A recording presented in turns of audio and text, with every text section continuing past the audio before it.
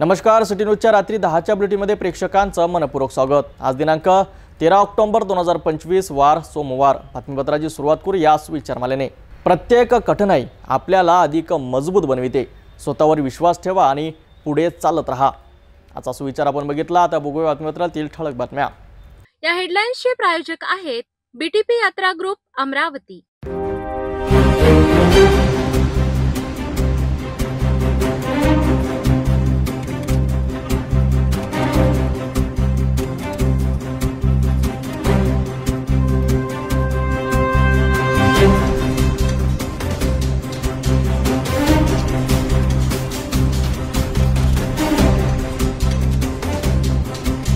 ठळक बातम्या बघितल्या। आता घेऊया एक छोटासा ब्रेक।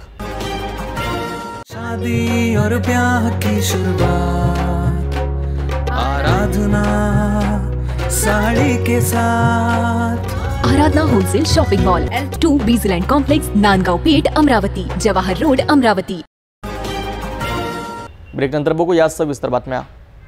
सुरुवातीला एक नजर टाकूया शहरातील गुन्हेगारी क्षेत्रातील घडामोडींवर।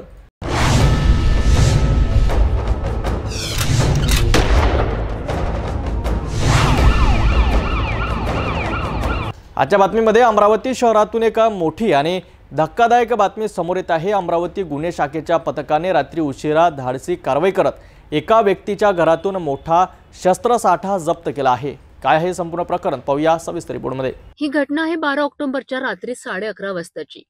गुन्हे शाखेचे पोलीस निरीक्षक संदीप चव्हाण यांनी मिळालेल्या गोपनीय माहितीनुसार गुन्हे शाखेच्या पथकाने तत्काळ अमरावती शहराच्या नागपुरी गेट पोलीस स्टेशन हद्दीतील रतनगंज भागात छापा टाकला।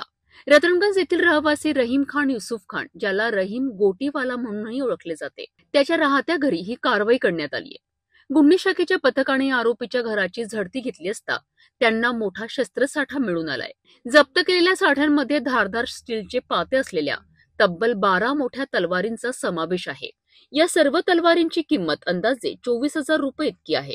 अवैध शस्त्र बाळगल्याप्रकरणी हा शस्त्रसाठा पोलिसांनी जप्त केला आहे। आरोपी रहीम खान युसुफ खान वय 42 वर्ष याच्यावर नागपुरी गेट पोलीस स्टेशनमध्ये आर्म्स ऍक्ट कलम 425 सह महाराष्ट्र पोलीस कायद्यान्वये कलम 135 अंतर्गत गुन्हा दाखल करण्यात आला आहे। ही महत्वपूर्ण कामगिरी पोलीस आयुक्त आणि इतर वरिष्ठ अधिकाऱ्यांच्या मार्गदर्शनाखाली सह पोलीस निरीक्षक Manish Wakode, head constable Satish Deshmukh, head constable Firoz Khan, police constable Suraj Chavan, police constable Sheikh Nazim आणि पोलीस कॉन्स्टेबल रणजित या गुन्हे शाखेच्या पथकाने यशस्वीरित्या पार पाडली आहे। शहरात अवैध शस्त्रसाठा बाळगणाऱ्यांविरुद्ध ही कारवाई एक मोठा इशारा आहे। तरी होती अमरावती गुन्हे शाखेच्या धडक कारवाईची सविस्तर बातमी। रात्री उशिरा करण्यात आलेल्या या कारवाईमुळे शहरात अवैध शस्त्र बाळगणाऱ्यांमध्ये भीतीचं वातावरण निर्माण झालं आहे आणि या अशाच महत्त्वपूर्ण घडामोडींसाठी पाहत राहा सिटी न्यूज।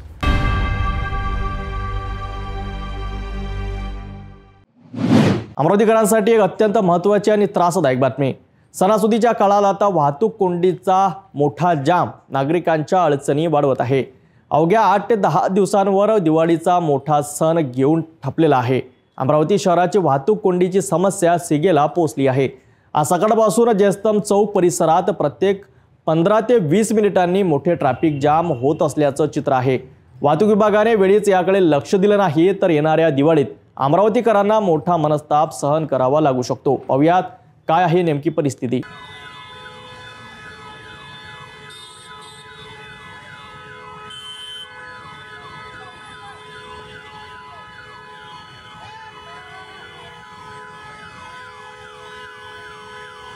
अमरावती शहराच्या मध्यवर्ती भागातील जयस्तंभ चौक ते श्याम चौक परिसरात सकाळपासूनच मोठ्या प्रमाणात वाहतूक कोंडी झाल्याचं चित्र दिसून आलंय।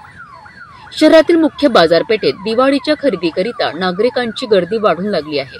त्यातच या भागात जवळपास दर 15 ते 20 मिनिटांनी वाहनांच्या लांबच लांब रांगा लागत आहेत। वाहतूक कोंडीमुळे वाहन चालक तसेच पादचाऱ्यांनाही मोठा त्रास सहन करावा लागत आहे।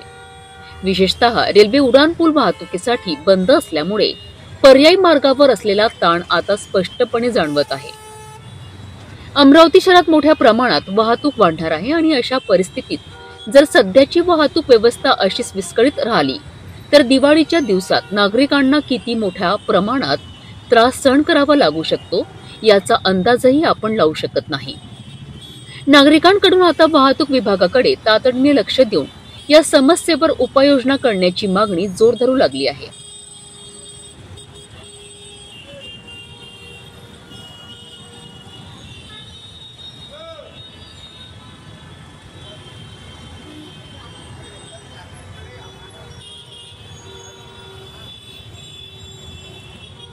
दिवाळीच्या तोंडावर अमरावतीकरांची ही वाहतूक कोंडीची समस्या कधी सुटणार हा मोठा प्रश्न आहे. नागरिकांची गैरसोय लक्षात घेऊन वाहतूक विभागाने त्वरित अतिरिक्त पोलीस तैनात करावेत आणि वाहतुकीचं योग्य नियोजन करावं अशी अपेक्षा आहे. यावर प्रशासन काय भूमिका घेते याकडे सर्वांचं लक्ष लागलंय.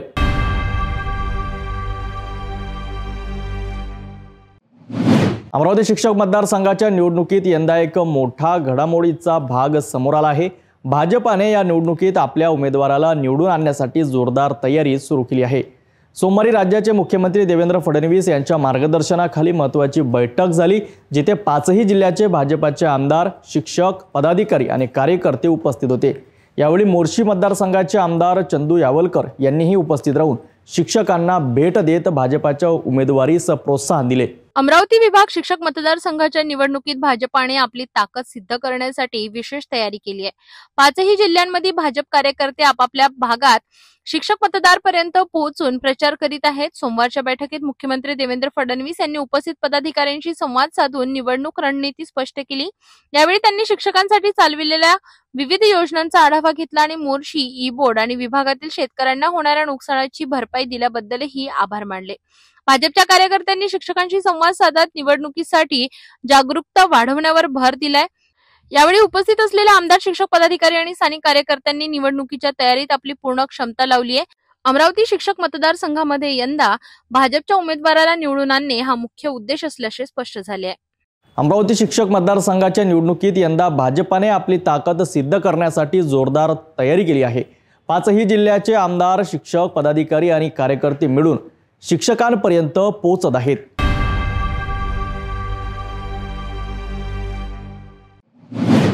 महायुतीमध्ये आम्ही निवडणूक लढणार आहोत. त्याच्यामुळे महायुती जो उमेदवार देईल तो उमेदवार जास्तीत जास्त मताने कसा निवडून येईल असे प्रयत्न आम्ही चिखलीसोबतच बुलढाणा जिल्ह्यामध्ये आणि संपूर्ण जे काही क्षेत्र आहे शिक्षक मतदारसंघाचं त्या क्षेत्रामध्ये तसे प्रयत्न राहतील. मागच्या निवडणुकीमध्ये उमेदवार पडला, पण या निवडणुकीमध्ये जी बांधणी आणि जितके आमदार जास्त निवडून आले, काम करणारी मंडळी यावेळेस जास्त आहे. काय अगदी तेच सांगते, महायुतीचं सरकार आहे, मुख्यमंत्री महायुतीचे आहेत, त्याच्यामुळे नक्कीच चांगला इम्पॅक्ट होईल. गेल्या वेळेला जेव्हा निवडणुका झाल्या तेव्हा महाविकास आघाडीचं सरकार होतं आणि कुठेतरी चुकीच्या पद्धतीने त्या निवडणुका झाल्या होत्या. यावेळी मात्र पूर्ण विश्वास आहे की महायुतीचा जो उमेदवार आहे तो 100% निवडून येईल. आताही ज्या प्रकारे आता नुकसानाची जी हे केली आहे म्हणजे राज्याने, त्यामुळे कर्जमाफी व्हायला पाहिजे होती अशी मागणी होती. पण आपण समाधानकारक आहे का आपणही दौरे केले आपल्या मतदारसंघाचे? हे बघा, कर्जमाफीचा शब्द महायुतीच्या सरकारने दिलेला आहे आणि तो शब्द महायुती सरकार पाळणार आहे. कर्जमाफी 100% महायुतीचं सरकार करणार आहे. आता शेतकऱ्यांना खरी गरज होती की अतिवृष्टीमध्ये जे नुकसान झालेलं आहे त्या अतिवृष्टीची नुकसान भरपाई मिळवण्याची. खूप मोठं पॅकेज शेतकऱ्यांसाठी महायुतीच्या सरकारने फडणवीस साहेबांनी जाहीर केलेलं आहे. विशेष म्हणजे पहिले 2 हेक्टरची त्या ठिकाणी क्षेत्र होतं, आता 3 हेक्टरपर्यंत त्या ठिकाणी वाढ करून घेण्यात आलेली आहे. आणि विशेष म्हणजे जून, जुलै, ऑगस्टमध्ये जे नुकसान झालेलं आहे त्या नुकसान भरपाईची मदत शेतकऱ्यांच्या खात्यात मिळालेली आहे. आणि त्यानंतर हे जे पॅकेज जाहीर झालेलं आहे या पॅकेजप्रमाणे जो डिफरन्स आहे जून, जुलै, ऑगस्टमध्ये त्या डिफरन्स सगट शेतकऱ्यांना दिवाळीच्या आधी मदत मिळणार आहे. शेवटचा प्रश्न, चिखली मतदारसंघाच्या विकासासाठी आपलं काय विजन आहे की तिथे रोजगाराचा विषय अजून शेतकऱ्यांचा विषय आहे? चिखली मतदारसंघामध्ये विकासाच्या माध्यमातून चांगल्या पद्धतीने विकास कामं आमची चालू आहेत आणि येणाऱ्या काळामध्ये जे आमचे तरुण बांधव आहेत, जे बेरोजगार आहेत, त्यांना उद्योगधंदा मिळावा अशा पद्धतीचे प्रकल्प आम्ही चिखलीमध्ये आणणार आहोत.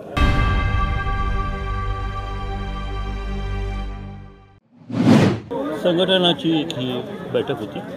शिक्षक मतदारसंघाचं इलेक्शन पुढच्या वर्षी असलं तरी पण रजिस्ट्रेशन आता चालू होत आहे. त्याच्यामुळे शिक्षक मतदारसंघामध्ये रजिस्ट्रेशन करता काम सुरू करणं हे महत्त्वाचं होतं. ते तसे निर्णय देण्यात आले. स्वराज्य संस्थाचे इलेक्शन आता भाजपला कोणत्याही हालतीमध्ये आम्हाला तिथे आमचा झेंडा फडकवायचा आहे. कारण की पुढचं डेव्हलपमेंटच्या विचाराने भाजप जर समजा महानगरपालिका, नगरपरिषद, नगरपालिका, जिल्हा परिषद आल्या तर त्याचं एक योग्यरित्या काम निष्ठा करून एक चांगल्या लेवलवर एक चांगल्या तरीकेने डेव्हलपमेंट करता येईल. तेच निर्देश आज पूर्ण बैठकीमध्ये झाले. आपल्या राज्याचे लाडके मुख्यमंत्री देवेंद्रजी फडणवीस यांनी सगळ्या कार्यकर्त्यांचं मनोबल वाढवलं. प्रत्येकाला सांगितलं की त्यांना आता कसं काम करायचं आहे. महानगरपालिकेमध्ये आपल्याला आपले मॅक्झिमम नगरसेवक कसे निवडून आणायचे आहेत, तसेच जिल्हा परिषदेमध्ये आणखी नगर परिषद ह्या सगळ्यामध्ये आपण आपले नगरपालिका कशा आपल्या हातात घेता येईल, कसे आपले नगर अध्यक्ष निवडून आणतील, याचं आमचं प्लॅनिंग आजचं होतं. आणि याचं ही पहिली कार्यशाळा होती. आणि या पहिली कार्यशाळेमध्ये बेसिकली जे करायला पाहिजे ते सांगण्यात आलं, ते आम्ही ठरवलं. एकूणच येणाऱ्या स्थानिक स्वराज्य संस्थेच्या याच्यामध्ये युती होणार का, किंवा या शिक्षक मतदारसंघाच्या निवडणुकीत महायुती लढणार का सोबत? युती करायची की नाही करायची याचे निर्देश आम्हाला मुख्यमंत्र्यांनी दिले. त्यांनी म्हटलं की तुम्हाला तुमच्या जिल्हा लेवलवर प्रत्येकाला आपल्या आपल्या जिल्हा लेवलवर त्यांच्याकरता योग्य जे आहे त्या तरीकेने निर्णय घ्यायला पाहिजे. युती व्हायलाच पाहिजे की नाहीच व्हायला पाहिजे हा विषय नव्हता. विषय असा होता की तुम्हाला त्यांची आवश्यकता असेल आणि ती युतीमुळे पक्षाला फायदा होत असेल तर करायला पाहिजे. समजा नाही होत आहे फायदा आणि त्यांचा त्रास होणार आहे पुढे आपल्याला, तर ती युती करायला नाही पाहिजे. तर अधिकार पूर्ण जिल्हा लेवलवर देण्यात आलेले आहे. त्यांनी ते स्वतःकडे त्यांनी ठेवला नाही आहे. एकूणच आज 5 जिल्ह्याचे पदाधिकारी इथे आले. स्थानिक स्वराज्य संस्थेच्या दृष्टिकोनातून आज असं वाटतं की ऊर्जावान झाले आपले भाजप? हो, अतिशय जास्त ऊर्जावान झालो आम्ही सगळे. असं वाटतं की देवासारखेच आले आमच्याकडे. आणखी अमरावती जिल्ह्यामध्ये येऊन त्यांनी अमरावतीच्या पुढच्या राजकारणामध्ये ज्या गोष्टी करायला पाहिजे आणि उत्साह जो निर्माण व्हायला पाहिजे तो त्यांनी करून दिलेला आहे. मी खूप खूप धन्यवाद त्यांचे देतो. आभार मानतो त्यांचे की त्यांनी वेळातला वेळ काढून प्रत्येक जिल्ह्यात जाऊन एक इलेक्शन मोडमध्ये जो चालला आहे पक्ष आता, तर इलेक्शन मोडमध्ये कसा जायचा आणि इलेक्शन मोडमध्ये जाऊन जे काम करायला लागते त्याच्याबद्दल त्यांनी जे आम्हाला प्रोत्साहन दिलेलं आहे ते खरंच अतिशय चांगलं आहे. आणखी आम्ही आभारी आहोत की ते इथे आले आणि त्यांनी हे सगळं केलं.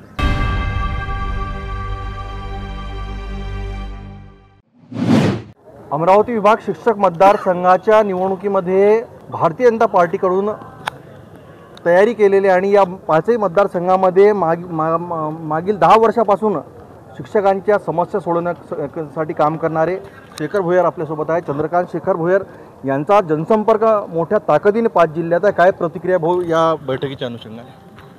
आजची ही बैठक अमरावती विभागातील स्थानिक स्वराज्य संस्थाच्या व शिक्षक मतदारसंघाच्या निवडणुकीच्या निमित्ताने आजची ही बैठक आहे.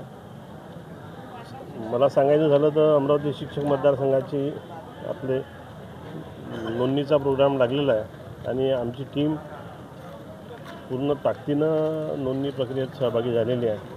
शाळेत जाऊन आपण पूर्ण नोंदणी प्रक्रिया राबवित आहे आणि फार मोठ्या प्रमाणावर आपण आता नोंदणीचा उपक्रम हाती घेतलेला आहे आणि त्यामध्ये आपण मोठ्या प्रमाणात नोंदणी करू. यावेळेस मागच्या वेळेस भाजपाचे ला यश होतं, परंतु आपण ताकदीने होते ज्या प्रकारे शिक्षकांचं समर्थन होतं, परंतु आता भाजपाची साथ मिळाल्यानंतर तो यश जास्त दूर नाही राहिलं असं वाटतं. नक्कीच जर पक्षानं माझ्यावर जबाबदारी सोपवली तर पहिल्या क्रमांकात आपण या मतदारसंघात निवडून येऊ आणि इतिहास होईल. एवढ्या मोठ्या प्रमाणात आपण या क्षेत्रात काम केलेलं आहे. गेल्या 18 वर्षापासून घरादारावर तुळशीपत्र ठेवून आपण या शिक्षक मतदारसंघात काम करत आहोत. शिक्षकांचे असंख्य प्रश्न आहेत. TET असेल, वैद्यकीय बिलाचा विषय असेल, प्रत्येक प्रश्नाची आपण उकर केलेली आहे. प्रत्येक प्रश्न सोडवण्याची आपण प्रयत्न केलेला आहे आणि हे सातत्य आपलं 18 वर्षापासून. त्यामुळे यावेळेस लोकांनी ठरवलेलं आहे की काम करणाऱ्या माणसाला संधी द्यायची आहे. कारण हे 5 वर्ष फार वाईट गेले. त्या पैठणीवर आमदार झाले, त्यांनी अतिशय म्हणजे एवढा निष्क्रिय आमदार मी आजपर्यंत बघितला नाही.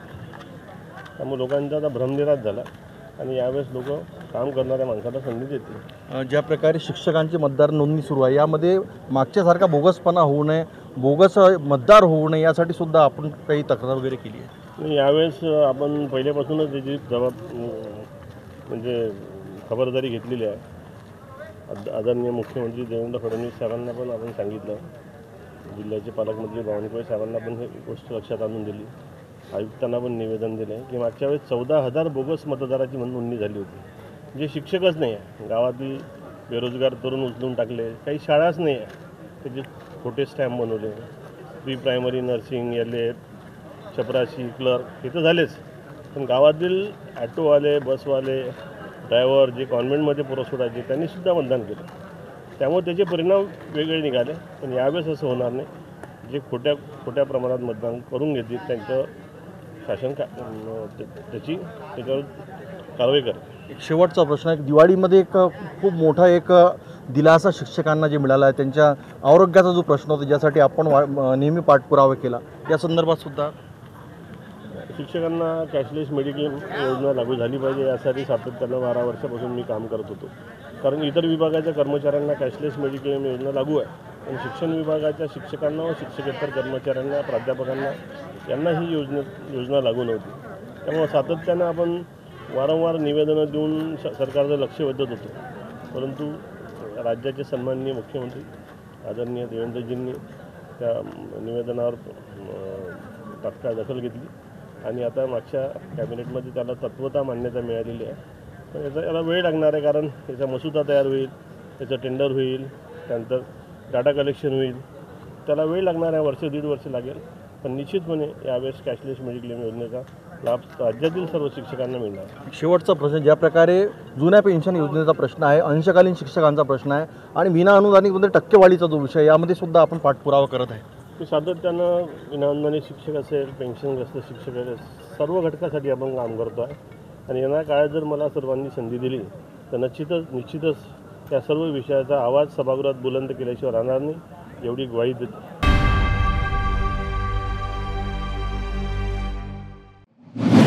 राज्याच्या राजकारणातून एक मोठी बातमी समोर येत आहे. अत्यंत प्रतिष्ठेची मानली जाणारी अमरावती विभाग शिक्षक मतदारसंघाची निवडणूक आता रंगात आली आहे. महाविकास आघाडी आणि भारतीय जनता पार्टी या दोन्ही पक्षांनी कंबर कसली असून मोर्शी मतदारसंघाचे आमदार चंदू यावलकर यांनी मोठा विश्वास व्यक्त केला आहे. यावेळेस आमदार भाजपाचाच हा निर्धार घेऊन भाजपने कार्यकर्ते जोमाले कामाला लावले आहेत. या निवडणुकीच्या रणधुमाळीत भाजपने काय तयारी केली आहे आणि मुख्यमंत्री देवेंद्र फडणवीस यांच्या मार्गदर्शनाखाली आज झालेल्या बैठकीत कोणते महत्त्वाचे निर्णय घेण्यात आले, तसेच मोर्शी आणि बोर्डातील शेतकरी नुकसान भरपाईच्या मुद्द्यावर काय भूमिका घेतली गेली, यावर टाकलेला हा खास प्रकाश. आज आदरणीय मुख्यमंत्री देवेंद्रजी फडणवीस साहेब हे त्या ठिकाणी आलेले आहेत आणि अतिशय उत्साहामध्ये ही आजची बैठक संपन्न होत आहे. शिक्षक मतदारसंघाच्या संदर्भात जर बोलायचं झालं तर भारतीय जनता पक्ष जो कोणी निर्णय देईल, ज्या कोणाला उमेदवारी देईल, त्या उमेदवारासोबत आम्ही अतिशय ताकदीने आम्ही आहोत. आणि निश्चितच आजची परिस्थिती वेगळी आहे आणि त्यामुळं भारतीय जनता पक्षाचा उमेदवार या मतदारसंघामध्ये विजयी होईल असा मला विश्वास आहे. मागच्या वेळेस सुद्धा भाजपाचा उमेदवार होता रिंगणात, परंतु भाजपाचा उमेदवार 3ऱ्या क्रमांकावर गेला. आता मागं काय झालं त्याच्यापेक्षा आता उद्या काय होणार आहे त्याच्यावर आपण चर्चा केलेली बरी. त्याच्यामुळं काल जे झालं त्याचा आपण फारसा गांभीर्यानं न घेता आता कोणाला उमेदवारी मिळते, पक्ष काय निर्णय घेतो यावर आपण आता लक्ष ठेवलं पाहिजे. कर्जमुक्ती जी झालेली आहे, ज्या प्रकारे कर्जमुक्तीची मागणी होत होती आणि नुकसान भरपाई आता देत आहे, दिवाळीच्या अगोदर मिळणार म्हणतात, परंतु काही तालुके त्याच्यामध्ये वगळलेले आहे. अतिशय मोठा निर्णय आदरणीय देवेंद्रजी फडणवीस साहेबांनी घेतलेला आहे, सरकारनं घेतलेला आहे. मी याचं मनापासून स्वागत करतो. आणि कोणतेही तालुके आजच्या घटकेला सुटलेले नाही. जे काही सुटलेले होते त्यानंतर दुसरा GR निघाला आणि संपूर्ण जवळपास महाराष्ट्र, खास करून काही मतदारसंघामध्ये एक तालुका घेण्यात आला होता, दुसरा तालुक्याचा समावेश नव्हता.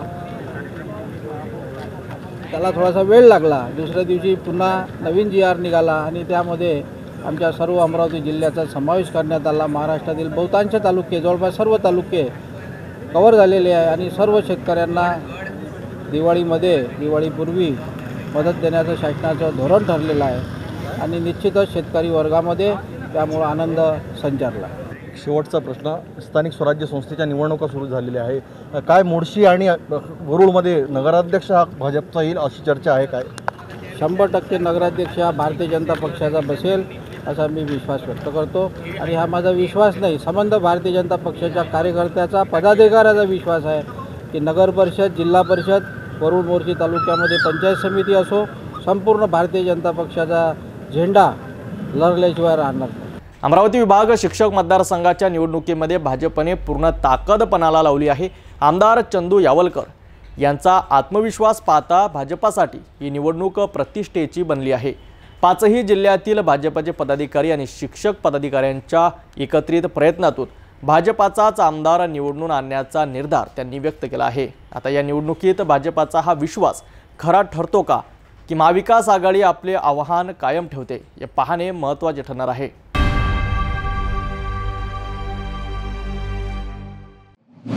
अमरावती विभाग शिक्षक मतदारसंघाच्या निवडणुकीशी संबंधित महत्त्वपूर्ण बातमी पाहूया. अमरावतीत राम मेघे महाविद्यालयात येथे भाजपाच्या 5 जिल्ह्याच्या समीक्षा बैठकीचे आयोजन करण्यात आले आहे. या बैठकीत राज्याचे मुख्यमंत्री देवेंद्र फडणवीस यांनी थेट उपस्थित राहून उपस्थित नेत्यांसोबत उमेदवार निवडणीवर चर्चा केली. जाणून घेऊया या बैठकीत काय चर्चा झाली आणि या निवडणुकीत कोणते चेहरे पुढे येऊ शकतात. अमरावती विभाग शिक्षक मतदारसंघाच्या निवडणुकीसाठी भाजपाचे मोठे आयोजन राम मेघे विद्यालय येथे आयोजित या 5 जिल्ह्यांच्या समीक्षा बैठकीत यवतमाळ, अमरावती, वाशिम, बुलढाणा आणि अकोला जिल्ह्याचे प्रमुख भाजप नेते सहभागी झाले होते.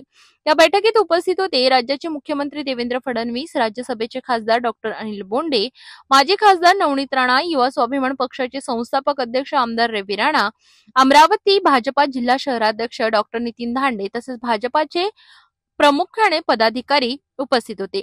सर्वप्रथम यवतमाळ जिल्ह्याची बैठक सुरू झाली, जिथे मुख्यमंत्री देवेंद्र फडणवीस यांनी उपस्थित नेत्यांना संबोधित करत निवडणूक धोरण, उमेदवार निवडीची प्रक्रिया आणि शिक्षक मतदारसंघाच्या महत्त्वावर भर दिला.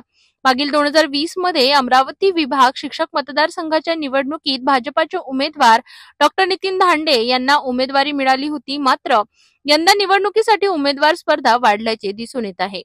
अद्याप चर्चेत असलेल्या प्रमुख उमेदवारांमध्ये शेखर भोयर, संगीता शिंदे यांचा समावेश आहे. अमरावती विभाग शिक्षक मतदारसंघाच्या निवडणुकीसाठी 5ही जिल्ह्यातून योग्य उमेदवार निवडण्याची प्रक्रिया सुरू झाली आहे. यामध्ये भाजप नेत्यांनी एकमत साधण्यावर भर दिलाय. मुख्यमंत्र्यांनी या बैठकीत उमेदवार निवडीच्या प्रत्येक पैलूंवर चर्चा करत संघटनेची रणनीती आणि शिक्षक मतदारसंघातील जनसंपर्क वाढवण्यावर विशेष भर दिला. अमरावती विभाग शिक्षक मतदारसंघाच्या निवडणुकीसाठी भाजपाची तयारी जोरात सुरू आहे. 5 जिल्ह्याच्या समीक्षा बैठकीत उमेदवार निवडीसाठी गहन चर्चा झाल्याचे समोर आले आहे. निवडणुकीच्या या रणसंग्रामात कोण उमेदवार ठरेल हे पुढील काही दिवसात स्पष्ट होईल.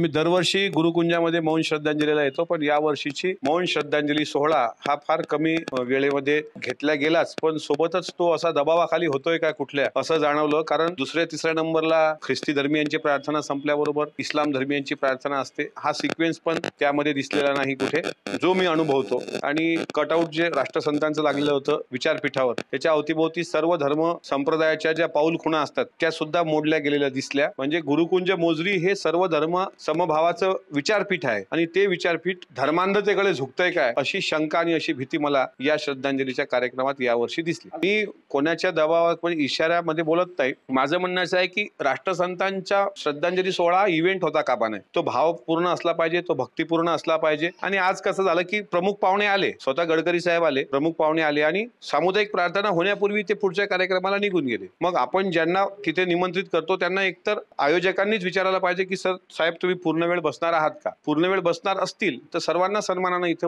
निमंत्रित केलं पाहिजे. सामुदायिक प्रार्थना झाल्याशिवाय प्रमुख पाहुण्यांनी जाऊच नये असा दंड कसला पाहिजे. कारण आम्ही बरेचदा गुरुद्वाऱ्यामध्ये जातो, लंगर होण्यापूर्वी गुरुद्वाऱ्यात आपण प्रार्थना करतो. कितीही मोठे असले म्हणजे राष्ट्रपती जरी आले तिथे तरी त्यांना प्रार्थना करूनच जावं लागतं. बस तोच एकदा गुरुकुंजामध्ये जर त्याचा फॉलोअप घेतला गेला, मला असं वाटतं की दरवर्षी त्याला राजकीय स्वरूप देणं, दरवर्षी त्याचं राजकीय भांडवल होणं, उद्या चालून मग एका पक्षाचेच राहतील तुकडोजी महाराज. उद्या चालून मुसलमान समाजाची तिथे जे अजान होते ते बंद होणार, बुद्ध धम्माची वंदना बंद होणार, त्याच्यानंतर तुमच्या जैन धर्माची प्रार्थना बंद होणार. मग काय राहणार मग परत यामध्ये. आणि जहाल कर्मठवादी काय म्हणता येईल त्याला लोकांमध्ये काय फरक राहिला. राष्ट्रसंतांचा विचार हा सनातनी विचार नाही. राष्ट्रसंतांचा विचार हा मानवतावादी विचार आहे. तो जगला पाहिजे. त्याकरता गुरुदेव सेवक म्हणून भगवी टोपी घालून, नाही तर हे भगवी टोपी घालून अनेक लोक भडकाऊ भाषण पण द्यायला लागलेत. आता तुमच्या अमरावतीतच देत आहेत भडकाऊ भाषण, भगवी टोपी घालून. ही भगवी टोपी भडकाऊ भाषणाचं प्रतीक नाही. ही भगवी टोपी दर्शवी आपली पुरातन संस्कृती आणि इतिहासकारापूर्वीचे जे चिन्ह आर्या भारती हे स्वतः तुकडोजी महाराजांनी सांगितलं. त्याच्यामुळे कोण्या धर्माचा मत्सर घडू नये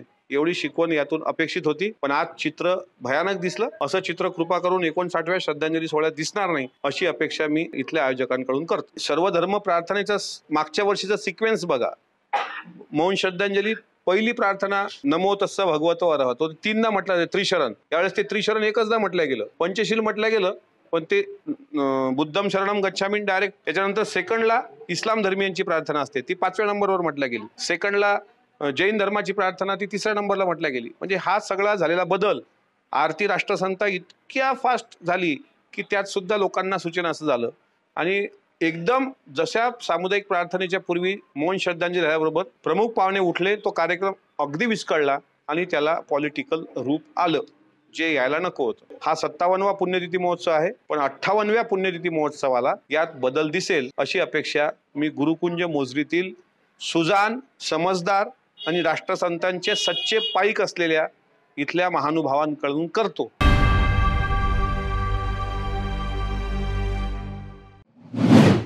अमरावतीत दिवाळीचा जल्लोष आता अधिक रंगतदार होणार आहे. महानगरपालिकेतर्फे दिवाळी आनंदोत्सव आणि फोटोग्राफी प्रदर्शन यंदाही भव्य स्वरूपात आयोजित करण्यात आले आहे.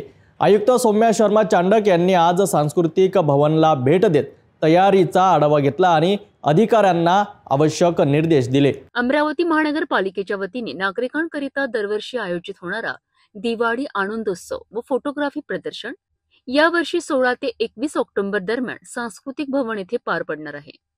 आयुक्त सौम्या शर्मा चांडक यांनी पाहणी करताना परिसर स्वच्छ, प्रकाशमान आणि आकर्षक ठेवण्याचे निर्देश दिलेत.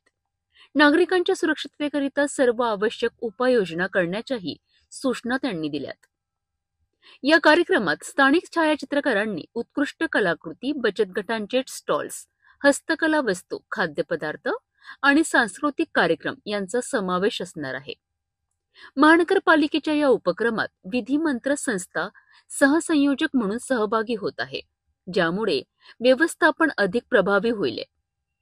या पाहणीवेळी उपायुक्त योगेश पेठे, सहाय्यक आयुक्त भूषण पुसतकर, धनंजय शिंदे, दीपक खेडकार, उदय चव्हाण, भूषण बाळे आणि देवदत्त कुलकर्णी उपस्थित होते. तर अशी आहे दिवाळीपूर्व अमरावतीतील तयारी. महानगरपालिकेच्या या उपक्रमामुळे नागरिकांना एकाच ठिकाणी कला, संस्कृती आणि उत्साहाचा संगम अनुभवता येणार आहे. अमरावतीकरांनी कुटुंबासह सहभाग होऊन शहराच्या संस्कृतीचा उत्सव साजरा करावा असं आवाहन आयुक्तांनी केलं आहे.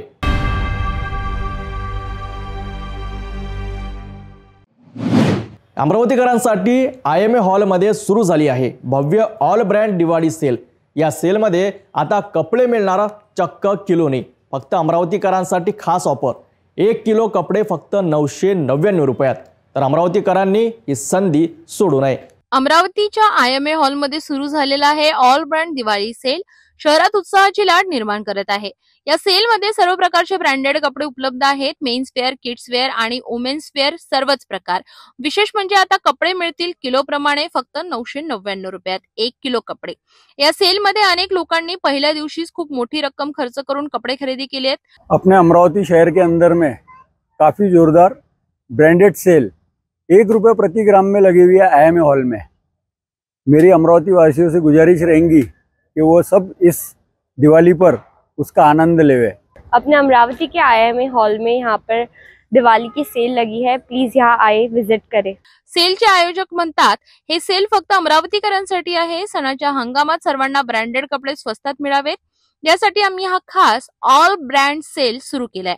सेलमध्ये उपस्थित लोक म्हणतात अशी संधी प्रत्येक दिवाळीत येत नाही. किलोनी कपडे मिळाल्यामुळे खरेदीची मजा द्विगुणित झाली आहे. अमरावती शहरामध्ये IMA हॉल इथे मोठ्या प्रमाणात सर्व ब्रँडचे कपडे अवेलेबल आहेत. तरी मोठ्या प्रमाणात 1 रुपया किलो आपला ग्रॅम प्रमाणे मोठ्या प्रमाणावर उपलब्ध असून सगळ्या ग्राहकांनी याचा लाभ घ्यावा.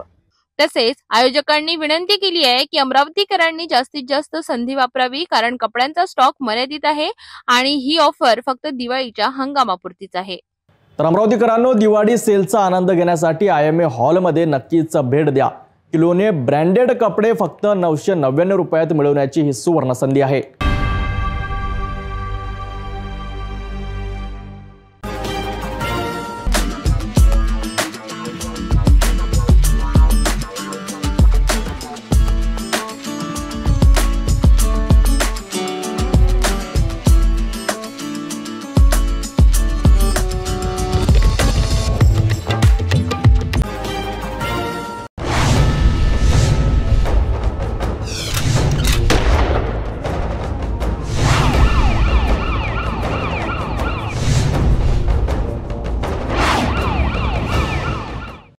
रेल्वे प्रवाशांसाठी चिंताजनक आणि मोठी बातमी समोर येत आहे।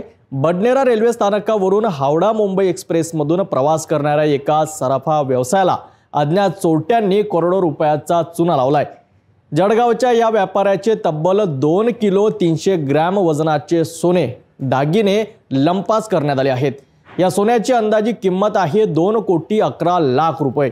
बडनेरा स्थानकावर चोरट्यांनी ही धाडसी चोरी केली असून या घटनेमुळे रेल्वे प्रवासातील सुरक्षेवर गंभीर प्रश्नचिन्ह निर्माण झाले आहेत। काय आहे संपूर्ण घटना पाहूया सविस्तर रिपोर्टमध्ये। जळगाव येथील सराफी व्यापारी किशोर वर्मा यांच्यासोबत शनिवारी सायंकाळी 6:30 वाजता हा धक्कादायक प्रकार घडलाय। किशोर वर्मा हे 2 किलो 500 ग्रॅम सोने घेऊन अमरावती येथे विक्रीसाठी आले होते। त्यापैकी 300 ग्रॅम सोन्याची विक्री त्यांनी अमरावतीमध्ये केली। उर्वरित 2 किलो 300 ग्रॅम सोन्याचे दागिने ज्यांची किंमत अंदाजे 2,11,00,000 रुपये आहेत हे घेऊन ते हावडा मुंबई एक्सप्रेसने परत जळगावकडे निघाले होते। रेल्वेतून प्रवास करत असताना बडनेरा रेल्वे स्थानकावर अज्ञात चोरट्याने अत्यंत चलाखीने सोन्याच्या दागिन्यांची बॅग लंपास केली। ही चोरी लक्षात येताच किशोर वर्मा यांनी तत्काळ बडनेरा येथील GRP रेल्वे पोलिसात माहिती दिली। या घटनेमुळे बडनेरा रेल्वे स्थानकावर सक्रिय असलेल्या चोरट्यांचे जाळे उघड झाले आहेत।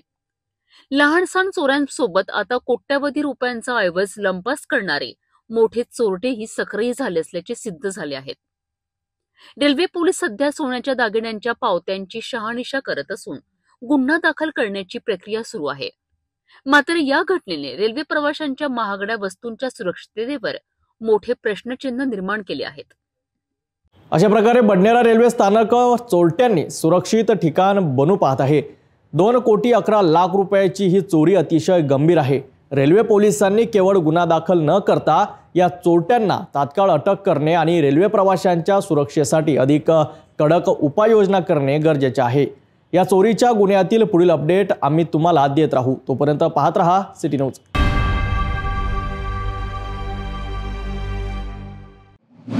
बडनेरा शहरात श्रद्धा, सामाजिक एकता आणि बुद्ध विचारांचा संगम दिसून आला।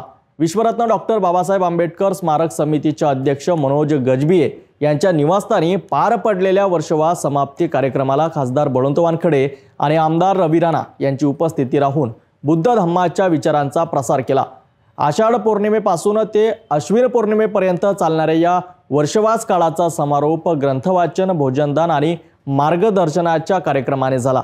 बौद्ध समाजाच्या सामाजिक ऐक्याचा आणि मानवतेच्या संदेशाचा आज या ठिकाणी अनोखा संगम अनुभवायला मिळाला। बडनेरा येथे विश्वरत्न डॉक्टर बाबासाहेब आंबेडकर स्मारक समितीचे अध्यक्ष मनोज गजबिये यांच्या निवासस्थानी वर्षवास समाप्तीनिमित्त कार्यक्रमाचे आयोजन करण्यात आले होते। या कार्यक्रमाला खासदार बळवंत वानखडे, आमदार रवी राणा तसेच शहरातील विविध बौद्ध संस्था, मंडळे आणि गणमान्य नागरिक उपस्थित होते। आषाढ पौर्णिमेपासून अश्विन पौर्णिमेपर्यंत चालणाऱ्या या 3 महिन्यांच्या वर्षावासात तथागत बुद्धांनी सांगितलेल्या मानवी हिताच्या धम्माचा प्रसार भिक्षू संघाद्वारे करण्यात येतो। या कालावधीत मनोज गजबिये यांनी शहरातील विविध बुद्ध विहारांमध्ये फळांचे वाटप करून समाजसेवा केली।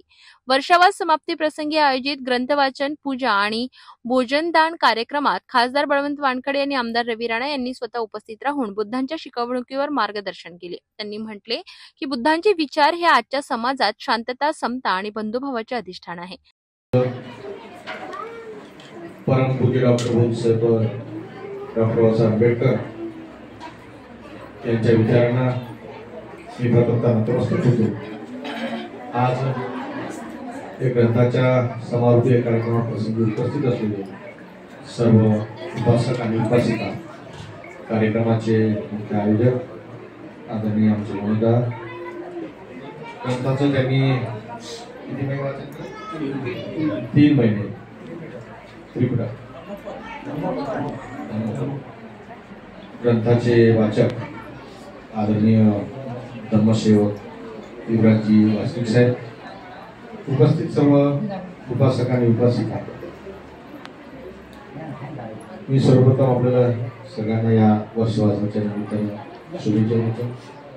तथागत बुद्धाच्या काळापासूनच हा वर्षवास स्थापित आहे किंवा त्यांच्या संकल्पनेत असलेला हा वर्षवास आहे। त्याचं कारण असं की तथागत बुद्धाचा धर्म हा सर्वांपर्यंत, लोकांपर्यंत, तळागाळापर्यंत जावा आणि त्या धर्माचं आचरण व्हावं हा एकमेव उद्देश होता. पूर्वीच्या काळी पाऊस आणि दळणवळणाचे साधन नव्हते, रस्ते नव्हते, त्यामुळे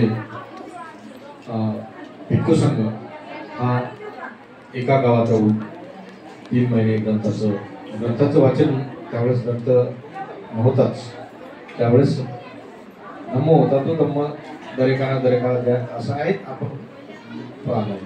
तर ते तो धम्माचा प्रचार आणि प्रसार त्यावेळेस ते करत होते. आज डॉक्टर बाबासाहेब आंबेडकरांनी धम्मदीक्षा दिल्यानंतर आपण त्यांनी बुद्ध आणि त्यांचा धम्मग्रंथ दिल्यानंतर आपण त्या ग्रंथाचं सातत्यानं वाचन करतो. आज तुमच्या इथं रिपीटर धम्मपद त्या ग्रंथाचं वाचन झालं. हे ग्रंथ तर तथागत बुद्धाच्या काळातच निर्माण झालेलं आहे. म्हणून मी या प्रसंगी एवढीच अपेक्षा व्यक्त करेन की हा धम्म काही आज आपण आलो म्हणून विहार नाहीच, घरीच असते. मी मागच्या वेळेस आलो आणि आपण 3 महिने ग्रंथाचं वाचन केलं. त्यांनी आमच्या वाचनिक साहेबांनी सगळे कामधंदे सोडले आणि वाचन केलं आणि आपण कळलं केलं. परंतु असं होऊ नये यामध्ये की धम्माचं आचरण हे सदोदित झालं पाहिजे, म्हणजे नेहमी झालं पाहिजे. कार्यक्रमाला MG ग्रुप, UM ग्रुप, भारतीय बौद्ध महासभा शाखा आठवडी बाजार बडनेरा आणि विश्वरत्न डॉक्टर बाबासाहेब आंबेडकर स्मारक समितीचे पदाधिकारी आणि सदस्य मोठ्या संख्येने उपस्थित होते. मनोज गजबिये यांच्या पुढाकाराने हा वर्षावास कार्यक्रम सलग 12व्या वर्षी यशस्वीपणे पार पडला. तसेच वर्षावास समाप्तीनिमित्त बडनेरा नवी वस्ती परिसरातील पंचशील बौद्ध विहारात देखील खासदार बळवंत वानखडे आणि आमदार रवी राणा यांनी सदिच्छा भेट देऊन उपस्थितांशी संवाद साधला. या प्रसंगी पंचशील मंडळाचे अध्यक्ष अजय भालेराव तसेच सर्व पदाधिकारी उपस्थित होते. संपूर्ण कार्यक्रमात बुद्ध धम्म, सामाजिक एकता आणि मानवी मूल्यांचा प्रसार करण्याचा संदेश देण्यात आला. बुद्ध विचारांचा प्रसार, समाजसेवा आणि मानवतेचा संदेश देणारा बडनेरा येथील वर्षवास समाप्ती कार्यक्रम खरोखरच प्रेरणादायी ठरला. खासदार बळवंत वानखडे आणि आमदार रवी राणा यांच्या उपस्थितीने या कार्यक्रमाला विशेष गौरव प्राप्त झाला. मनोज गजबिये यांच्या प्रयत्नामुळे दरवर्षी बडनेरा परिसरात बौद्ध समाजातील एकतेचा आणि मानवतेचा दीप उजळत राहील असा विश्वास व्यक्त करण्यात आलाय.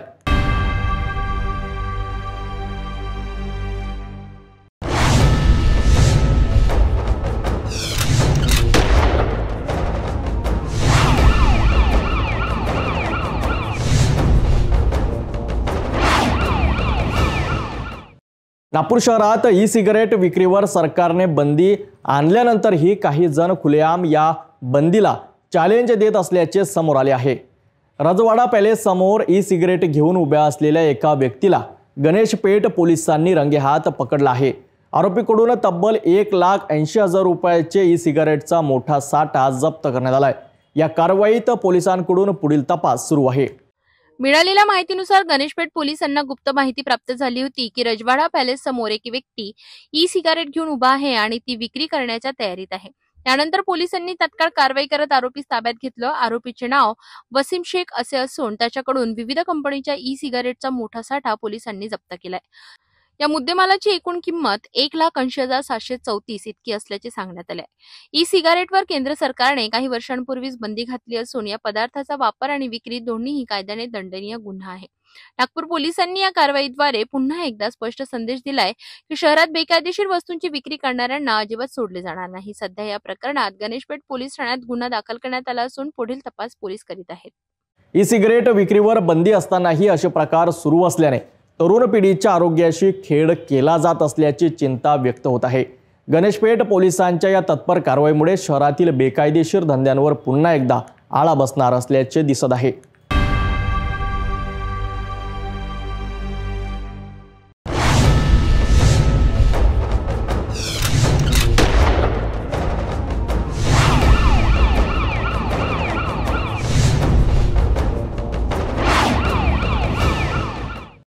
नागपूर शहरातील नामांकित जय किसन बारमध्ये मध्यरात्री अज्ञात चोरट्याने थैमान घातला आहे.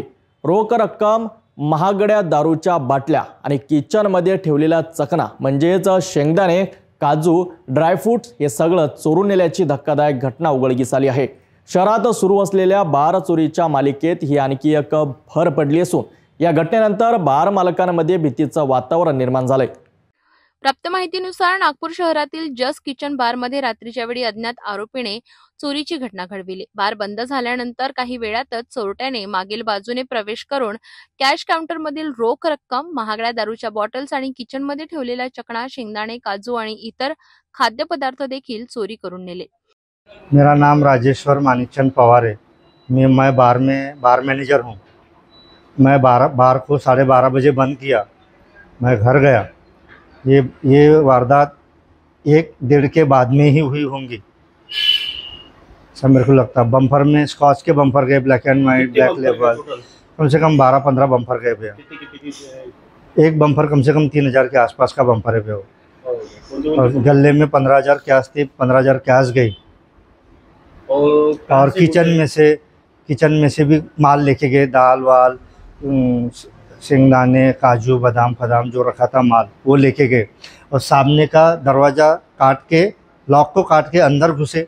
अंदर घुस के उनने ये शटर के वो लॉक निकाले और वो अंदर घुसे। ताला तोड़े? हाँ, सामने का ताला तोड़े पे उन्होंने। सामने का ताला तोड़ के अंदाज़ा कितने बजे की घटना है? ये होंगी तो भी भैया 2 और 4 के बीच की घटना होंगी भैया। 2 और 4 के। हमको पता अभी सुबह 10 सवा 10 बजे हम आए दुकान खोलने के लिए, तो देखिए कि सामने का दरवाजे का ताला बाहर टूट के पड़ा हुआ है। वैसे भैया को हमने फ़ोन किए सेठ को कि भैया अपने दुकान में चोरी हुई है। क्या क्या लेके गए? स्कॉच के बम्पर लेके गए, black and white K, black label K, red label K bumper, जितने भी स्कॉच के बम्पर थे वो लेके गए। और कैमरे का वो DVR लेके गए भैया, कंप्यूटर लेके गए, सिगरेट लेके गए, कैश लेके गए। कितना अंदाजा का माल? अंदाज तो भी कर लो भैया 2 लाख का माल। 2 लाख का माल लेके? हाँ, 2 लाख का माल। सकाळी बार उघडल्यानंतर कर्मचाऱ्यांच्या लक्षात ही घटना आली आणि तात्काळ मॅनेजरला याबाबत माहिती देण्यात आली। बारचे मॅनेजर यांनी तात्काळ पोलिसांना कळवून तक्रार नोंदविली। या प्रकरणात सीसीटीव्ही फुटेज तपासण्याचे काम पोलिसांकडून सुरू झाले। आरोपीचा शोध सुरू करण्यात आलाय। नागपूर शहरात मागील काही दिवसांपासून बार आणि वाईन शॉप्सवर चोरीच्या घटनात वाढ झाल्याने व्यावसायिकांमध्ये भीतीचे वातावरण आहे। पोलिसांनी परिसरातील संशयितांवर लक्ष ठेवून तपास सुरू केलाय। तर जस्ट किचन बार व्यवस्थापकाने सुरक्षा यंत्रणेमध्ये अधिक कडक उपाययोजना करण्याचा निर्णय घेतलाय। मेरा नाम राकेश तिवारी है। मैं आतिश बार में काम करता। सुबह आया मॉर्निंग में 10 साढ़े 10 बजे करीबन, तो सामने का ताला खुला था। सेठ को फ़ोन किए हम लोग कि भैया हम आए तो ताला खुला है। ताला खुला था, सेठ आए और उनके नौकर आए, सभी लोग देखे तो ताला टूटा था। अंदर आए तो पूरा DPR वगैरह, कैश वगैरह, बम्पर वगैरह सब लेके चले गए। फिर सेठ कार्रवाई वगैरह चालू है सेठ का। इसके बाद तुमने किसको फोन करे? इसके बाद पुलिस कंप्लेन की है भैया ने, सेठ ने। पुलिस आई यहाँ पे, सर कार्रवाई वगैरह चालू है। बाकी बहुत सारा माल ले गए, बम्पर वगैरह, निक वगैरह। क्या लग रहा आपको अंदाजा कितने बजे घटना है? सर 2, 2:30, 3 बजे के अंदर की बात है, क्योंकि 12:30 बजे हम लोग खाना खा के और निकले। इसके बाद ही ये कितने बजे बंद? टोटल 12:30 बजे बंद करके क्लोज करके हम लोग बाहर चले गए अपने घर में सर। इसके बाद ही हुआ सर। मतलब कितने लोग काम करते हैं यहाँ? तो 10-12 आदमी काम करते सर। सुबह आते और फिर रात को जाते सभी खाना वाना खा के। दारूच्या बाटल्यांपासून ते शेंगदाण्यांपर्यंत सगळं चोरून नेणाऱ्या चोरट्याने नागपूर पोलिसांना नवीन कोड टाकला आहे। या घटनेनंतर पुन्हा एकदा शहरातील बार मालकांमध्ये भीतीचं सावट पसरलं आहे।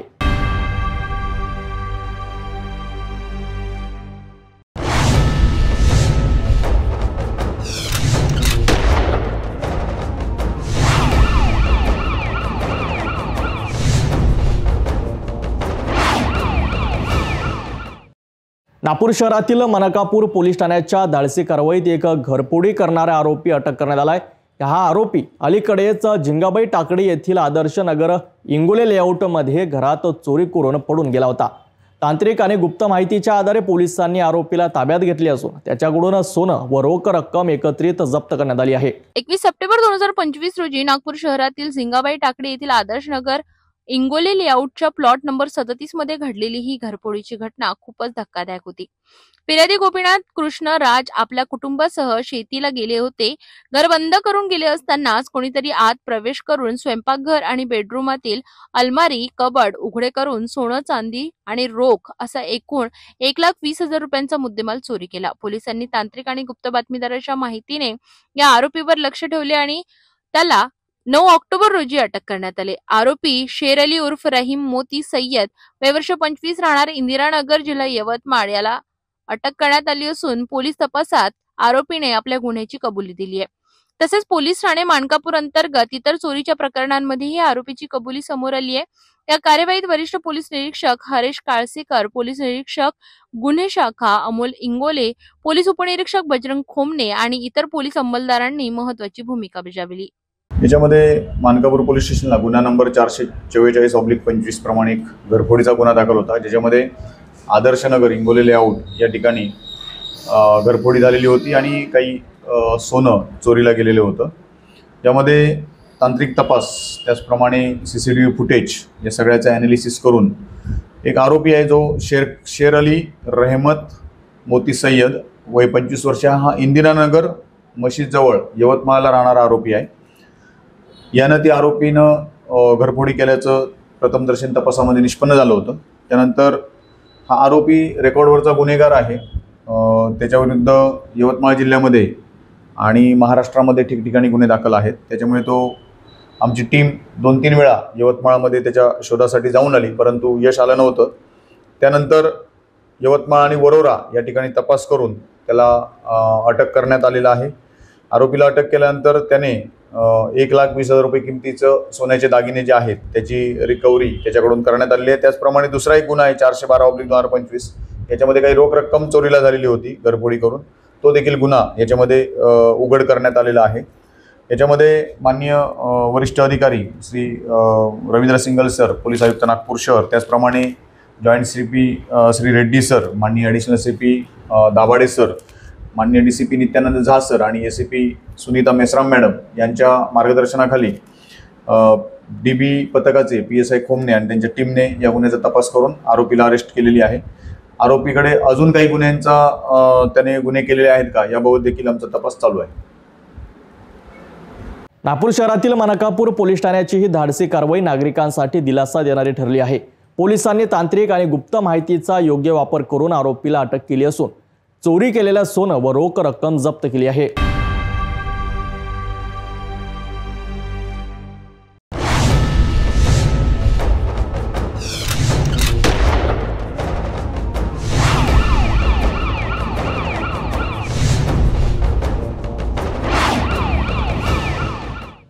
नागपूर शहरातील जरीपटका परिसरात ऑपरेशन थंडर मोहिमेअंतर्गत अंमली पदार्थ विक्री करणाऱ्या आरोपीवर पोलिसांनी धाड केली आणि एका तासभरातच मोठा खटला उघडकीस आला।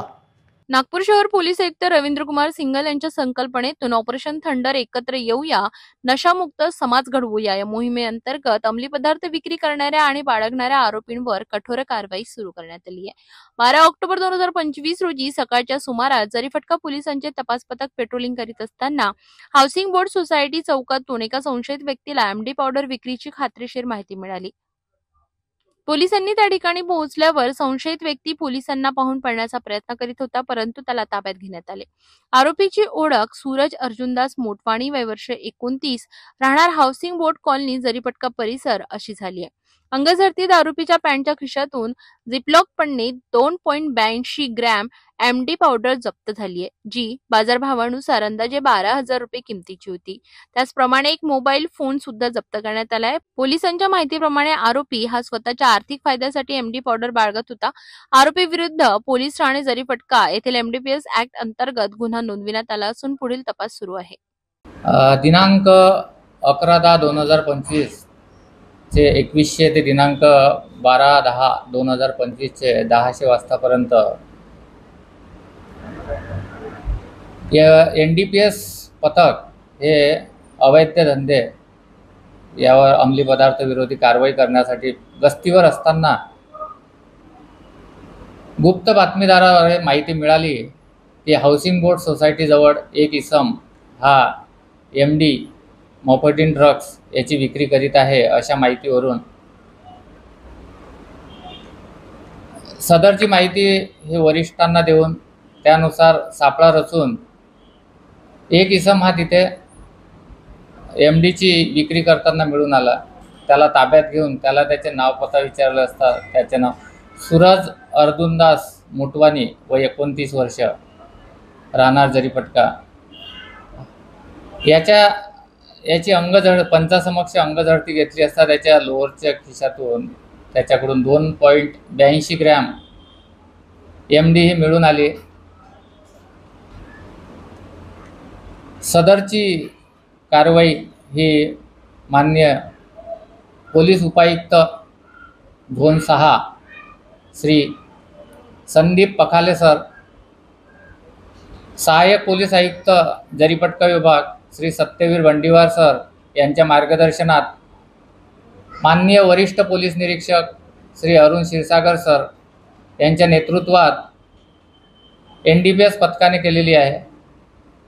सदरचा आरोपी हा सध्या PCR असून पुढील कारवाई त्याने ते कुठून विकत घेतलं किंवा कोणाला विक्री केलेला आहे याबाबत तपास सुरू आहे. येवती नागपूर शहरातील जरीपटका पोलिसांची धाडसी कारवाई. ऑपरेशन थंडर अंतर्गत अशा आरोपीवर सतत लक्ष ठेवले जात आहे, जेणेकरून शहरात नशामुक्ती समाज घडविता येईल.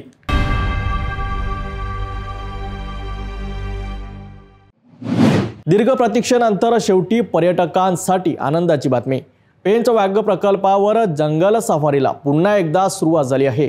जर्मनीहून आलेल्या पहिल्या पर्यटकांच्या उपस्थितीने या उद्घाटन सोहळ्याला आंतरराष्ट्रीय रंग प्राप्त झाला आहे. चला तर पाहूया या विशेष रिपोर्टमध्ये. वन विभागाने पावसाळ्याच्या काळात जंगलातील रस्त्यांची अवस्था खराब होऊ नये आणि प्राण्यांच्या प्रजनन काळात मानवी हस्तक्षेप टाळावा म्हणून 1 जुलैपासून सफारीवर बंदी घातली होती.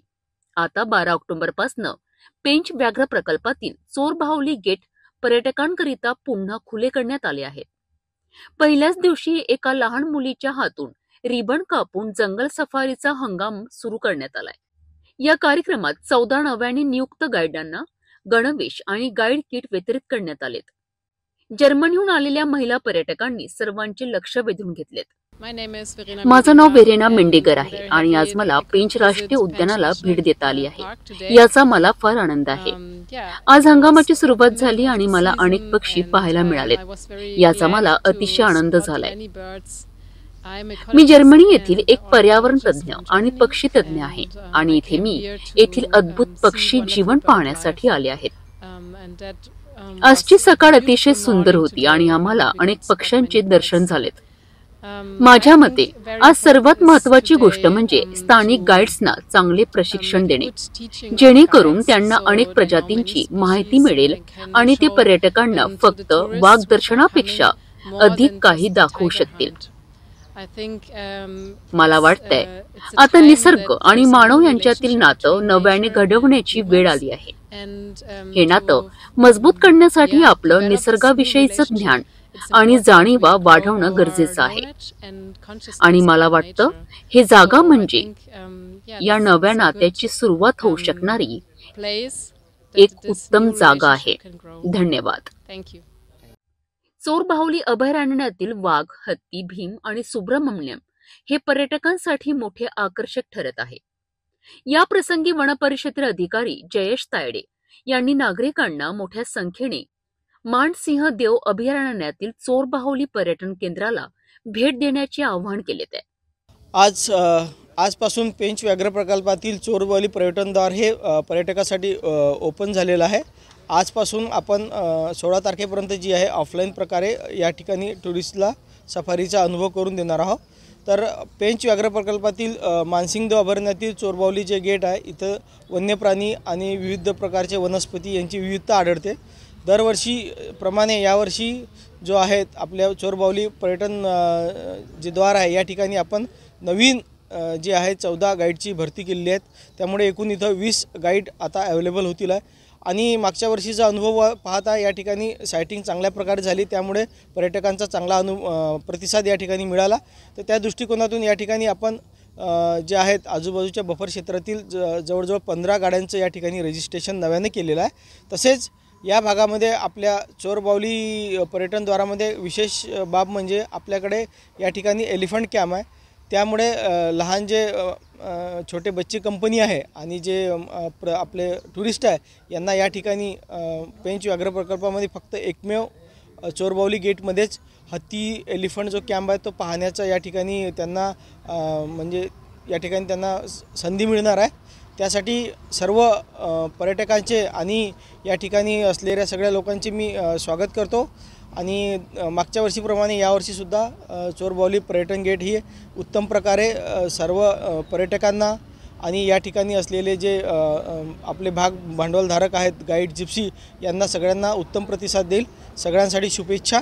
आणि आजची यावर्षीची जी थीम आहे वन्यजीव सप्ताहाची की मानव वन्यप्राणी कोएक्झिस्टन्स याला आपण सगळे हातभार लावून सार्थक करूया हीच अपेक्षा ठेवतो आणि आजच्या दिवशी सगळ्यांना शुभेच्छा देतो। या कार्यक्रमाला वन अधिकारी, स्थानिक सरपंच, गाईड, जिप्सी चालक आणि पर्यटक मोठ्या संख्येने उपस्थित होते। तर पेच व्याघ्र प्रकल्पातील जंगल सफारी पुन्हा सुरू झाल्याने पर्यटकांमध्ये आनंदाचे वातावरण आहे। वन्यजीव, नैसर्गिक सौंदर्य आणि साहसाचा संगम असलेला पेच जंगल सफारी अनुभवण्यासाठी तुम्हीही नक्कीच एकदा भेट द्या।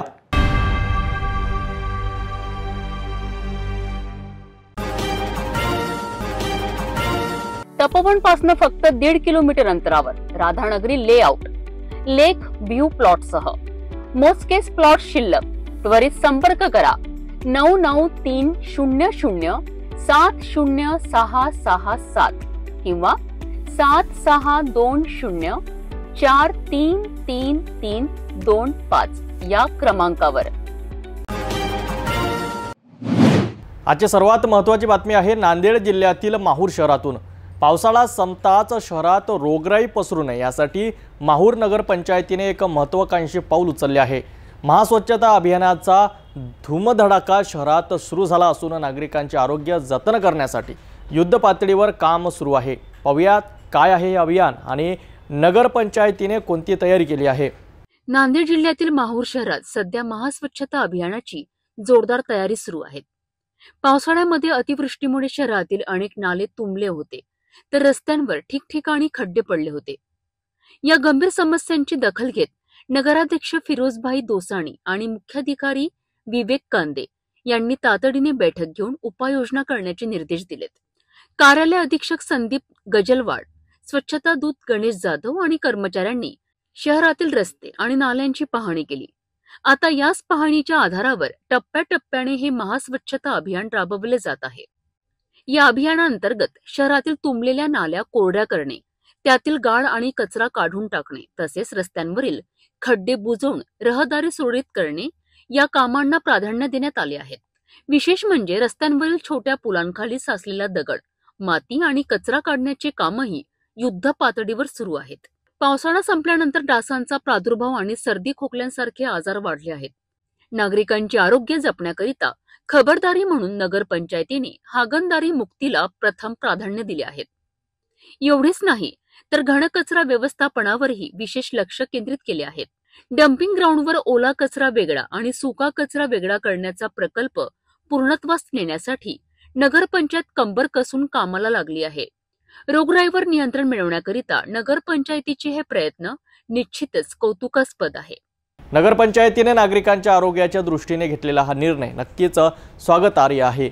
मुख्याधिकारी विवेक कांदे यांनी नागरिकांना आवाहन केले आहे की रोगराई पसरू नये यासाठी कचरा रस्त्यावर न फेकता ओला सुका कचरा वेगळा ठेवून घंटागाडीत टाकावा आणि शहर स्वच्छ ठेवण्यासाठी नगरपंचायतीला सहकार्य करावे। माहूर शहराच्या स्वच्छतेसाठी नागरिकांचा सहभाग आता महत्त्वाचा ठरणार आहे।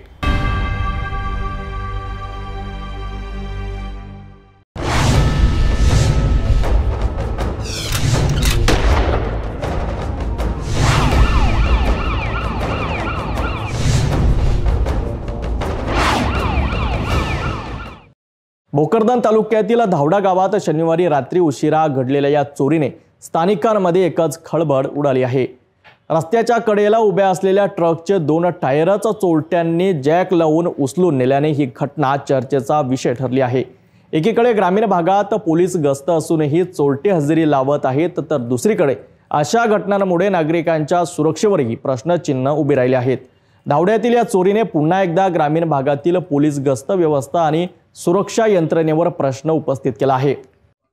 ही घटना भोकरदन तालुक्यातील धावडा गावात घडली आहे. मिळालेल्या माहितीनुसार नसीम खान, जमीर खान पठाण यांच्या नावे असलेला ट्रक क्रमांक MH19 CY 1938 हा रस्त्याच्या कडेला उभा करण्यात आला होता. सदर ट्रकचे चालक अलीम नसीम खान पठाण वय वर्ष 27 राहणार धावडा यांनी रात्री गाडी उभी करून घरी परतले होते. मात्र दुसऱ्या दिवशी सकाळी ट्रकची पाहणी केली असता मागील बाजूने 2 टायर डिस्कसह गायब असल्याचे दिसून आले. चोरट्यांनी अत्यंत नियोजनबद्ध पद्धतीने ट्रकला जॅक लावून दोन्ही टायर काढलेत आणि घटनास्थळावरून फरार झाले. ही घटना 11 ऑक्टोबरच्या रात्री घडली आणि 12 ऑक्टोबरला संबंधित गुन्हा दाखल करण्यात आला. या घटनेनंतर चालक अलीम पठाण यांनी भावासह परिसरात शोध घेतला, परंतु चोरी गेलेल्या टायरांचा काहीही मागमूस लागला नाही.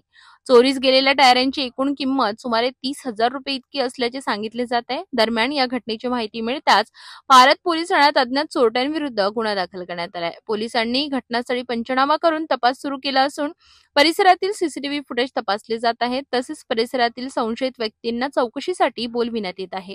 ट्रकच्या टायर चोरीसारख्या घटना ग्रामीण भागात वाढत चालल्याने नागरिक अस्वस्थ झाले आहेत.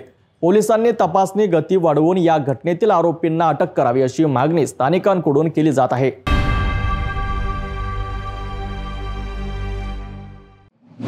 छत्रपती संभाजीनगरमध्ये तब्बल 2,82,00,000 रुपयाचं थकीत कर्ज आणि अखेर कोहिनूर कॉलेजची 3 मजली इमारत झाली सील. चोलामंडलम या खासगी वित्त संस्थेने जिल्हा सत्र न्यायालयाच्या आदेशानुसार रविवारी इमारत ताब्यात घेतली आहे. या घटनेनंतर सोमवारी संपूर्ण कॉलेज परिसरात अक्षरशः गोंधळ उडाला.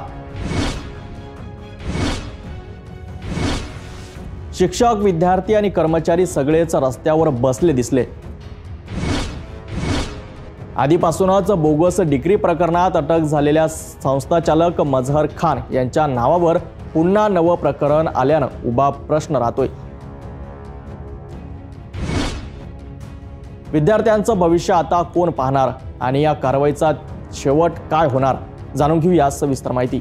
चोलामंडलम फायनान्स कंपनीने कोहिनूर एज्युकेशन सोसायटीकडून घेतलेल्या कर्जाच्या न परतफेडीवर मोठी कारवाई केली आहे. संस्थेकडून 2,82,86,254 रुपयांचे कर्ज थकीत आहे.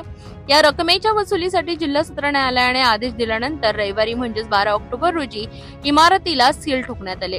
या घटनेची माहिती मिळताच सिटी न्यूजने सर्वप्रथम ही बातमी प्रसारित केली होती आणि 13 ऑक्टोबर रोजी सोमवारी कॉलेजच्या बाहेरच विद्यार्थ्यांचा मेळावा जमला. शिक्षक, शिक्षिका आणि विद्यार्थी अक्षरशः रस्त्यावर बसून गोंधळलेल्या अवस्थेत होते.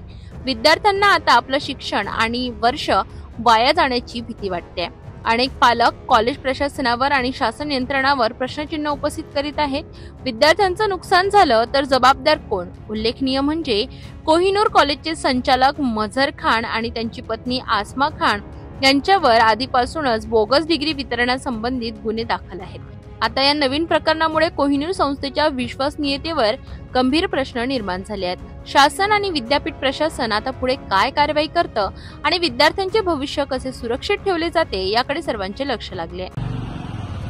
काल 12 ऑक्टोबर रोजी खुलताबाद येथील कोहिनूर कॉलेजला सील लावण्यात आलेलं होतं. आता आपण सध्या कोहिनूर कॉलेजच्याच समोर उभे आहोत. आपण जसं की बघू शकता माझ्या मागे हे कोहिनूर कॉलेजची इमारत आहे आणि या ठिकाणी सर्व कॉलेजचे जे प्रतिनिधी असतील, कॉलेजचे शिक्षक, शिक्षिका आणि सोबतच विद्यार्थी जे ते अक्षरशः रस्त्यावरती आपल्याला बसलेले पाहायला मिळतात. आता या कॉलेजला जे ते सील लावण्याचं कारण असं होतं की चोलामंडलम फायनान्सकडे 3 कोटीची जी थकबाकी यांची उरलेली आहे त्याच्यावर कारवाई म्हणून कोर्टाने हा सील लावलेला आहे. या कॉलेजचे संस्थापक जे मझहर खान, या मझहर खानवरती याआधी सुद्धा अनेक गुन्हे दाखल अटकेत होते बोगस डिग्री प्रकरणामध्ये आणि आता हे नवीन प्रकरण समोर आलेलं आहे. आपण माझ्या मागे बघू शकता हे तेच कोहिनूर कॉलेज आहे, ज्या कोहिनूर कॉलेजच्या गेटला सील लावलेलं आहे. आता कोणत्याच विद्यार्थ्याला किंवा शिक्षकाला किंवा कोणालाही त्याच्या आतमध्ये प्रवेश नाहीये. आता याचं सगळ्यात मोठा नुकसान जो आहे तो एक प्रकारे विद्यार्थ्यांना होणार याच्यामध्ये काहीच शंका नाही, कारण की या ठिकाणी असंख्य विद्यार्थी जे आहेत ते या कॉलेजमध्ये शिकायला येतात. वेगवेगळ्या ठिकाणाहून कोणी बसनी, कोणी रिक्षानी, कोणी पायी, कोणी गाड्यांनी अशा प्रकारे प्रवास करून या ठिकाणी कॉलेजमध्ये येतात. पण आता त्याच विद्यार्थ्यांचं शिक्षण जे आहे ते या कॉलेजला सील लागल्यामुळे एक प्रकारे ठप्प झालेलं आहे. आता याच्यावरती कोर्ट कशा प्रकारे कारवाई करतं, याच्यावरती मझहर खान कशा प्रकारे प्रतिसाद देतं हे पाहणं महत्वाचं आहे. पण यात काहीच शंका नाही की या कारवाईमुळे, हा सील लागल्यामुळे विद्यार्थ्यांचं जे ते शैक्षणिक नुकसान होतं, त्यांचं वर्ष वाया झालं तर याच्यावरती जबाबदार कोण राहणार हे पाहणं महत्वाचं ठरणार आहे. सहकारी राजू थोरात सोबत धवल गोलप, सिटी न्यूज, खुलताबाद. कोहिनूर कॉलेजचा सील हा फक्त आर्थिक नाही तर शैक्षणिक व्यवस्थेचा मोठा धक्का आहे. विद्यार्थ्यांचं वर्ष वाया जाणार नाही याची जबाबदारी कोण घेणार हा प्रश्न आता थेट शासन, विद्यापीठ आणि संस्थेच्या प्रमुखांसमोर उभा आहे. लातूर जिल्ह्यातील औसा टी पॉइंटवर आज रस्त्यावर उतरला धनगर समाज. एसटी आरक्षणाच्या तात्काळ अंमलबजावणीच्या मागणीसाठी आज अखिल भारतीय मल्हार रक्षक संघटनेच्या वतीने भव्य रस्ता रोको आंदोलन करण्यात आलं. शासनाविरोधात घोषणाबाजी, रस्त्यावर प्रचंड गर्दी आणि दोन्ही बाजूने झालेला वाहतूक ठप्प हा दृश्य आज लातूरमध्ये पाहायला मिळाला. धनगर समाजाने दिलेल्या 15 दिवसाच्या अल्टिमेटमने आता राज्य सरकारसमोर मोठं आव्हान निर्माण केलं आहे. लातूर जिल्ह्यातील औसा टी पॉइंट परिसरात अखिल भारतीय मल्हार संरक्षक संघटनेच्या नेतृत्वाखाली धनगर समाजाने मोठ्या संख्येने एकत्र येत रास्ता रोको आंदोलन केलं. या आंदोलनादरम्यान समाजाच्या कार्यकर्त्यांनी धनगर समाजाला एसटी आरक्षण मिळालंच पाहिजे, खोटे गुन्हे मागे घ्या अशा घोषणांनी संपूर्ण परिसर दणाणून सोडला. धनगर समाजाच्या प्रमुख मागण्यांमध्ये धनगर समाजाला अनुसूचित जमाती आरक्षणाची तात्काळ अंमलबजावणी करण्यात यावी, आरक्षणासाठी लढणाऱ्या समाज बांधवांवर दाखल केलेले सर्व खोटे गुन्हे तात्काळ मागे घेण्यात यावे. आंदोलनकर्त्यांनी स्पष्ट इशारा दिलाय की जर शासनाने 15 दिवसांच्या आत एसटी आरक्षणाचे प्रमाणपत्र वाटप सुरू केले नाही तर यापेक्षाही तीव्र आंदोलन महाराष्ट्रभर करण्यात येईल. आज औसा या ठिकाणी अखिल भारतीय मल्हार रक्षक संघटनेच्या वतीनं आज महाराष्ट्रातील धनगर समाजाला, धनगर बांधवांना एसटी आरक्षणाची अंमलबजावणी करावी या प्रमुख मागणीसाठी आपण औसा शहरामध्ये रास्ता रोको करतोय. आणि महाराष्ट्रामध्ये ज्या धनगर समाजावर खोटे गुन्हे या सरकारने दाखल केलेत ते तात्काळ गुन्हे, धनगर बांधवावर गुन्हे दाखल झालेले आहेत ते तात्काळ मागे घेण्यात यावे. या दोन प्रमुख मागण्यासाठी आपण औसा या ठिकाणी रास्ता रोको करतोय. तर शासनाला एवढी विनंती आहे की आमची समाजाची जी मागणी आहे ती तात्काळ मंजूर करावी आणि धनगर समाजाच्या पोरांच्या हातामध्ये एसटीचं प्रमाणपत्र लवकरात लवकर द्यावं आणि ज्या बांधवावर गुन्हे दाखल झालेत ते तात्काळ शासनानं मागे घेण्यात यावेत. या रस्ता रोको आंदोलनादरम्यान सोलापूर नॅशनल हायवेवरील दोन्ही बाजूंनी वाहतूक पूर्णपणे ठप्प झाली होती. परिसरात पोलीस बंदोबस्त तैनात करण्यात आला होता. संघटनेच्या पदाधिकाऱ्यांनी सांगितले की धनगर समाजाचा संयम आता सुटलाय. आरक्षणाचा प्रश्न केवळ आश्वासनात न अडकविता तात्काळ अंमलात आणावा, अन्यथा येणाऱ्या काळात शासनाला समाजाच्या रोषाला सामोर जावं लागेल. अखिल भारतीय मल्हार रक्षक संघटनेच्या वतीने आज औसा शहरात गेली 70 वर्ष झालं आम्ही एसटीचं प्रमाणपत्र ह्या शासनाला मागतोय. तरी शासन आमच्याकडे 70 वर्ष नुसतं तोंडाला पानं पुसाचं काम करते. तरी अखिल भारतीय मल्हार संघटनेच्या वतीनं आम्ही आज रास्ता रोकोचं नियोजन लावलेलं आहे. तरी या माध्यमातून आम्हाला सरकारला वेळोवेळी सांगून देखील सरकार आमची दखल घेत नाही. त्याबद्दल आम्ही रास्ता रोकोचे येथे नियोजन लावलेलं आहे. धनगर समाजाने दिलेल्या 15 दिवसाचा अल्टिमेटम आता राज्य सरकारसाठी मोठा इशारा ठरतोय. आंदोलनाचा स्वरूप पाहता शासनाने तातडीने निर्णय घेतला नाही तर महाराष्ट्रभर या आंदोलनाची तीव्रता वाढू शकते. औसा टी पॉइंटवर या आंदोलनाने धनगर आरक्षणाच्या प्रश्नाला पुन्हा एकदा राज्याच्या राजकीय आणि सामाजिक चर्चेच्या केंद्रस्थानी आणलं आहे.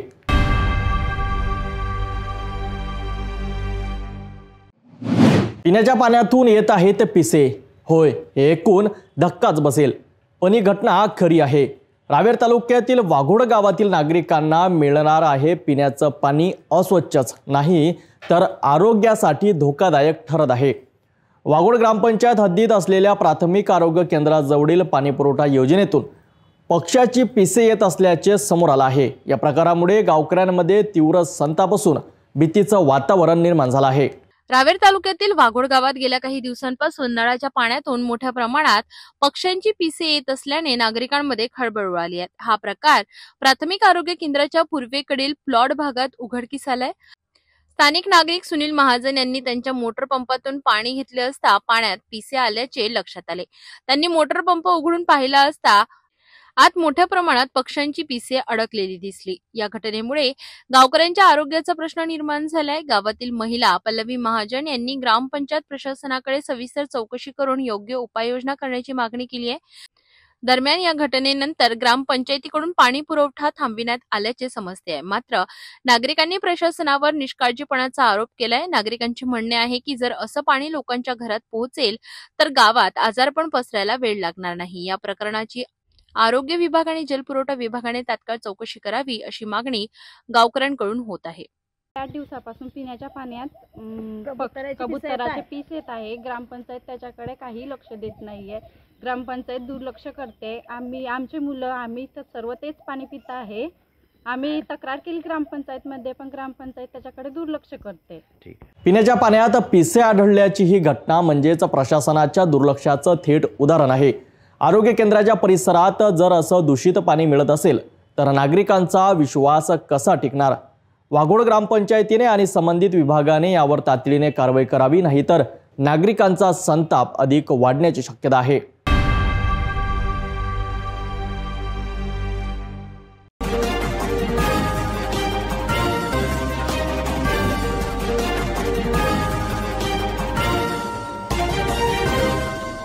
नमस्कार, सिटी न्यूजच्या रात्री 10च्या बुलेटिनमध्ये प्रेक्षकांचं मनपूर्वक स्वागत. आज दिनांक 13 ऑक्टोबर 2025 वार सोमवार. बातमीपत्राची सुरुवात करू या विचारमालेने. प्रत्येक कठीणाई आपल्याला अधिक मजबूत बनविते. स्वतःवर विश्वास ठेवा आणि पुढे चालत राहा. आजचा सुविचार आपण बघितला. आता बघूया बातमीपत्रातील ठळक बातम्या. या हेडलाईन्सचे प्रायोजक आहेत बीटीपी यात्रा ग्रुप अमरावती.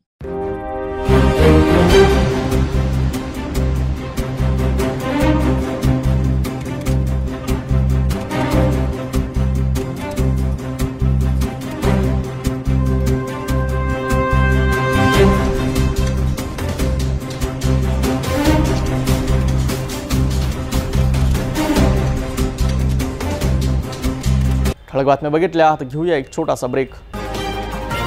शादी और ब्याह की शुरुआत आराधना साड़ी के साथ. Aradhana wholesale shopping mall, L2 बीजलैंड complex, Nandgaon Peth, Amravati, Jawahar road, Amravati. Break नंतर बघूया सविस्तर बातम्या. सुरुवातीला एक नजर टाकूया शहरातील गुन्हेगारी क्षेत्रातील घडामोडींवर.